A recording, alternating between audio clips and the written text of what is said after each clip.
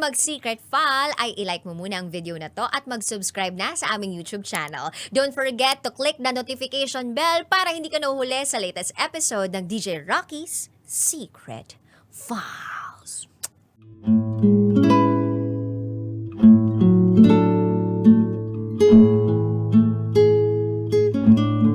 Bago magpasko, dumanas ng trahedya ang pamilya namin.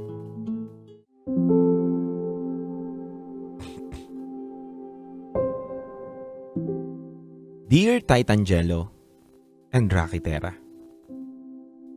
isa ako sa mga masugid ninyong taga-subaybay sa radyo at kahit sa online. Madalas kong pinapanood ang inyong programa. Naisip ko lang na ilahad sa inyo ang aking kwento, lalo na't panahon ngayon ng Kapaskuhan. Itago nyo na lang ang identity ko sa pangalang Mark.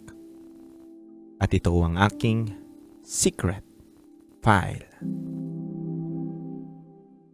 Galing ako sa isang pamilyang hindi mayaman pero hindi rin naman hirap. Ang kabuhayan namin ay isang negosyo, isang pwestong tindahan ng mga hardware accessories. Hindi ito singlaki ng hardware store pero kumikita rin naman ng sakto. Sakto para tuloy-tuloy ang aming benta at sakto para sa pangangailangan ng aming pamilya. Kami ni Papa ang mismong hands-on sa pagmamanage ng tindahan namin. Si Mama naman, isang full-time housewife. Ang mga kapatid ko namang babae, nag-aaral pa ng kolehiyo. At yung iba naman, senior high. Ako lang ang lalaking anak nila Mama at Papa. At bilang panganay, ako na rin ang tumutulong sa negosyo ni Papa. Titangelo at Rocky Terra, masasabi ko ang swerte kong anak. Kasi hindi man kami pinalaking mayaman, nakita naman naming magkakapatid kung gaano kasipag at katyaga ang aming mga magulang. Nagsimula ang tindahan namin ng hardware accessory sa simpleng lamesa na nakatayo lang sa kalsada. Unti-unti itong lumago at nagkaroon kami ng sariling pwesto. Natatandaan ko pa malapit ito sa palengke. Maraming taon din ang iginugol ng papa ko sa negosyo ng pamilya namin. Kung kaya't parang minana ko na rin ang sipag na meron siya. Noong isang taon, nagdesisyon si Papa na magtinda ng mga Christmas lights bilang pandagdag sa mga accessories sa tindahan niya. Isa rin sa mga dahilan kung bakit siya nagtinda ng mga Christmas light upang lumiwanag ang pwesto namin sa palengke. Kumbaga makaakit ng customer at mamimili. Hindi naman nagkamali si Papa. Nagkatotoo ang gusto niyang mangyari. Simula noong magbenta kami ng Christmas lights sa pwesto namin, ang daming dumagsa para bumili. Lumaki ang kita ng tindahan namin. Halos lumobo rin ang dami ng mga pumupuntang customer para bumili. Titangelo at Rocky Terra, ramdam namin ang Pasko. Para kasi kaming nabiyayaan ng napakadaming blessing. Napakadaming customer na nagpupunta para bumili ng Christmas lights. At napakasaya sa pakiramdam na magpapasko kami ng masagana. Yun nga lang, hindi namin inaasahan na kapag may swerteng dumating, may malas din palang kapalit. Dahil may trahedyang dumaan sa aming pamilya na lubos na ikinalungkot ng Pasko namin.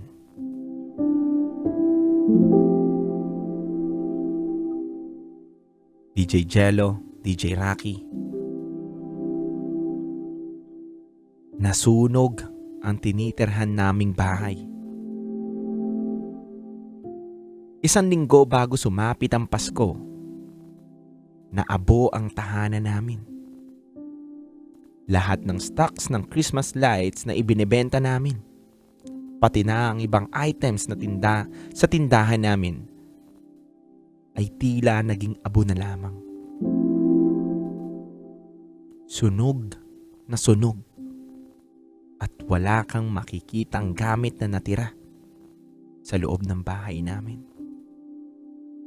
Tangelo at raketera, halos wala kaming naisalbang gamit. Lahat ng mga damit namin, mga appliances, maging mga papeles, lahat natupok ng apoy. Lahat ng pinagpaguran ng pamilya namin natupok ng isang sunog lamang. Nawala lahat sa isang iglap. DJ Rocky, DJ Jello. Akala namin katapusan na ng pamilya namin. Sa awa ng Diyos, wala namang namatay sa amin o nasugatan o nadamay ng dahil sa naganap na sunog. Yun nga lang, ang dami nawala sa tahanan namin. At tanong ko nung araw na yun, paano kami magpapasko? Wala na ang lahat.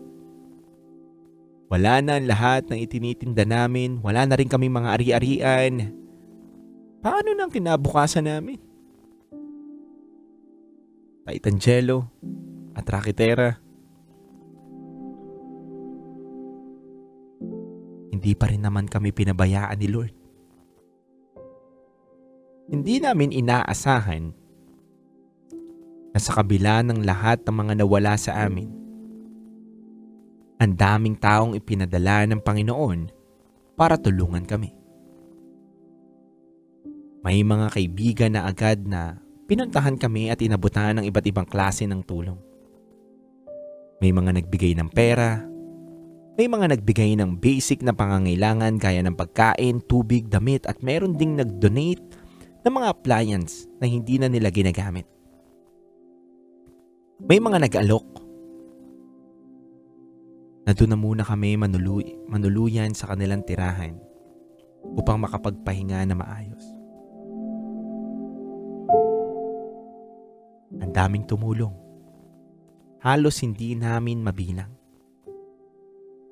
Hindi man namin kadugo, pero lumalapit pa rin sa amin para tulungan kami. Hindi man namin sila kadugo pero sa kanila namin naramdaman ang tunay na kahulugan ng salitang pamilya. Hindi kami hinihinga ng kapalit, hindi rin kami sinusumbatan, hindi kami sinasabihan ng anumang salita na kaugnay sa sunog. Kusa lang kaming tinulungan. Sino kami para magreklamo? Aminado kong naninibago kami sa taong ito. Hindi na kasi katulad ng dati ang Paskong darating. Oo, nasunugan kami ng bahay. At bawat Pasko, naaalala namin mga bagay na nawala mula sa amin. Pero bawat Pasko, ipinapaalala rin naman sa amin ni Lord na hindi niya kami pinapabayaan. Ang dami niyang ipinadalang mga tao na siguradong hindi kami malulugmok sa kawalan at sa kahirapan noong nakaraang Pasko, DJ Rocky, DJ Jello. Kaya kahit hindi pa man na ibabalik sa dati ang bahay naming natupok ng sunog, pinili naming mamahagi ng simpleng tulong sa barangay namin. Mula sa kaunting kinita ng tindahan namin, idonate po namin sa Christmas tree sa barangay hall namin. Yun na nga lang ang sinukli namin sa lahat ng mga kaibigan at kabarangay namin na tumulong sa amin. Hindi nila kami hinayaan na magpasko na malungkot at namimighati. Patuloy pa rin kaming bumabangon sa buhay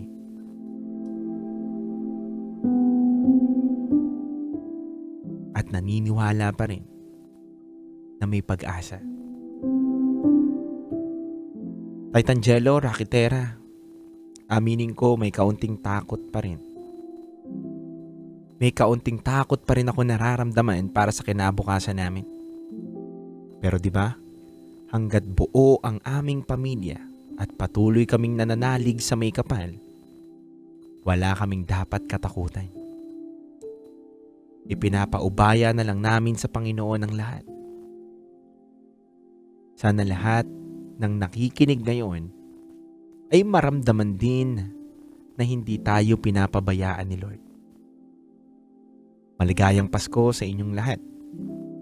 At salamat sa pagbabasa ng aking kwento. Muli, ako si Mark. At ito ang aking Secret File.